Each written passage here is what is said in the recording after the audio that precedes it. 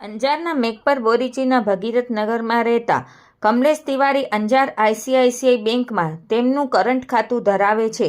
અચાનક તેમના ખાતામાંથી 4.90 લાખ રૂપિયા અન્ય અજાણ્યા બેંક ખાતામાં ટ્રાન્સફર થયા હોવાનો તેમના મોબાઈલમાં મેસેજ આવ્યો. મેસેજ વાંચીને તુરંત તેમણે બેંક મેનેજરનો સંપર્ક કરી ખાતું બ્લોક કરી દેવા જણાવ્યું. મેનેજરે તેમને મોબાઈલ ફોન તરત સ્વિચ ઓફ કરી દેવાની સલાહ આપી રૂબરૂ બેંકમાં બોલાવ્યા. Kamlesh Tiwari mobile switch off કરે તે પહેલાં વધુ 4 ટ્રાન્ઝેક્શનના મેસેજ આવ્યા.